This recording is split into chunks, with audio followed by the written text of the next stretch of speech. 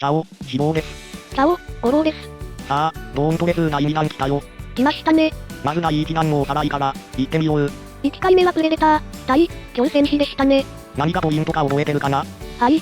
1パークあたりダメージ増加率の表を、斜めにくくって比較すれば、残りパーク数に応じた最適パークがわかるんだよね。その通り、全部でのブレードスピンであれば、パーク1つなら、プラス3強戦士。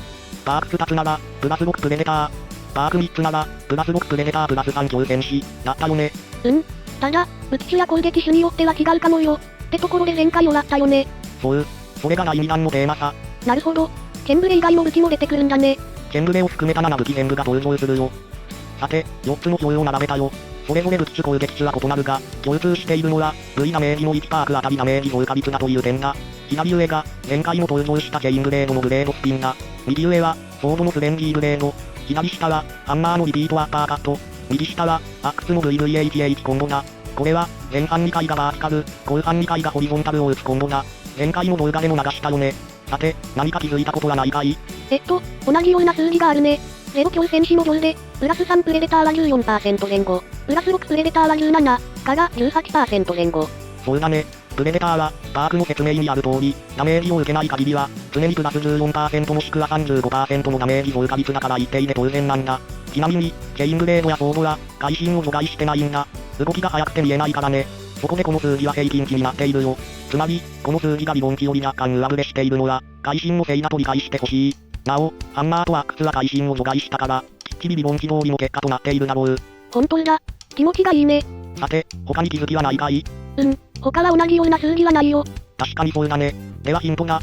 さっきはプレデターを見たから、今度は挑戦士を見てみたらどうかな？似てるよ。なんか気づかない？ 4つとも違うじゃない。まあケンブレとソードは似てるけど。それでって、ハンマーとアックスは似てるようでちょっと違う。前回の動画はしっかり復習したかな？復習？いや、まだ覚えてるよ。じゃあわかるんじゃないかな？向き不向きの話があったよね。強戦士はプラス 2% のスタックを最大10まで貯められる、って話だね。アックスは遅いからスタックが途中で切れちゃうから向いてないと言ってたね。正解。なるほど、プラス3強戦士の場合、動きの速いブレードスピンとフレンディーブレードは、最大10スタック付近で使えて 20% 近くになってるね。そしてアックスは 3.4%。これは全然ダメだね。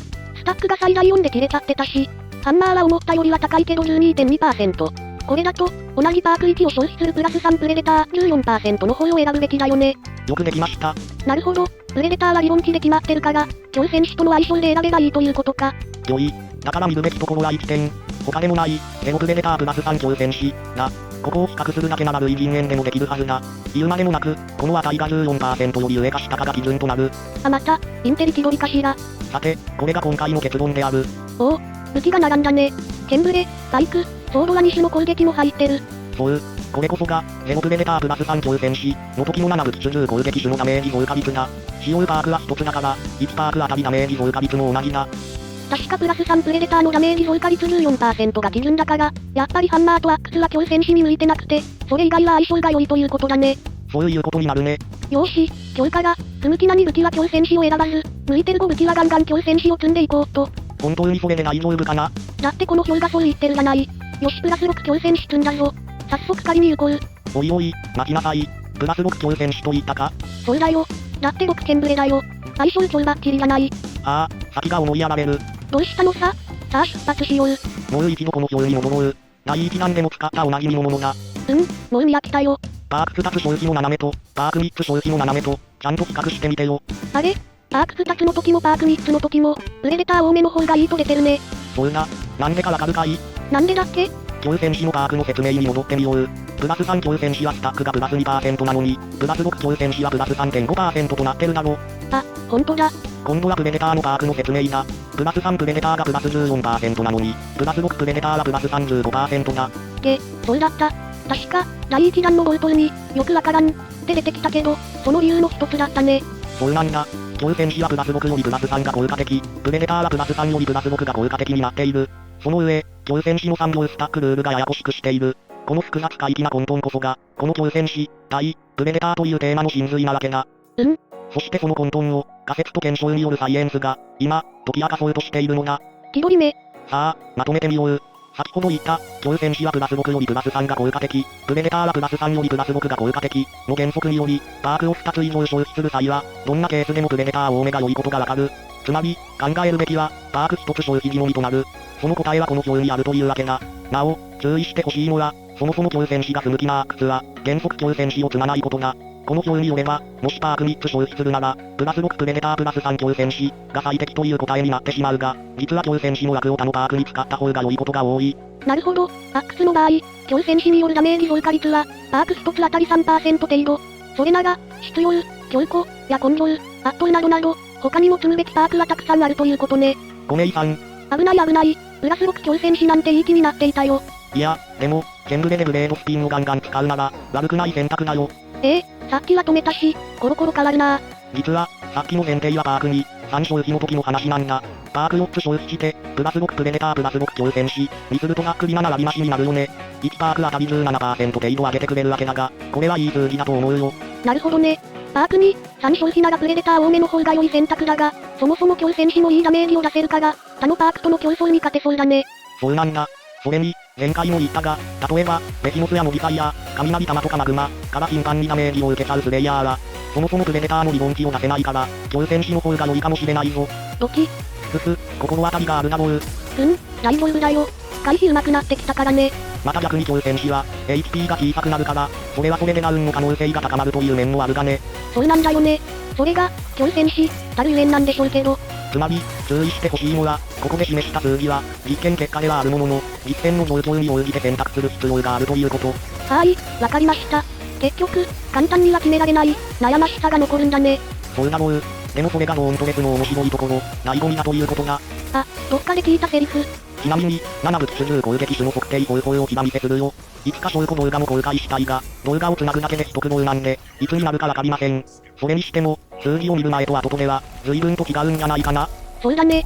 正直なところ、強そうだから積んでおこう。って完全な闇雲だったからね。それは文字通り、闇雲、でしかないね。だけど今は考え方と基準が明確になったよ。アックスとハンマーは強戦士よりは、他のパークの検討が必要。他の武器は、第一弾の結論の通り。パーク1つなら、プラス3強戦士。パーク2つなら、プラス6プレデター。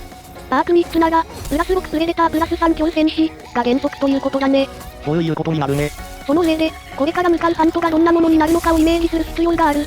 例えば、2体ステージもあってモディファイアの山も多いエスカレーションだと、初級ダメージを食らうかもしれないから、プレデターの使用には注意が必要になるわけだね。いいぞ、分かってきたじゃないか。すっきりしたよ。さて、今回の最後に、今日の結論をもう一度疑ってみないか？また、最後にひっくり返そうとする。実はこの表は、大事なことをまだ表現していない。4つの前提は書いてあったよね。どれもスキルレベル20で、V ダメージだったよね。それは正しい。それに武器種と攻撃種も書かれてるから4つの条件が出揃ってるよね。そこまでは正しい。実はこれなんだ。上位攻撃時間を追加してみたぞ。はぁ、攻撃時間？訓練上木馬で測定すると、コアダメージ、ミアリーイコール、V ダメージ、と DPS の方法が表示されるよね。そうだね。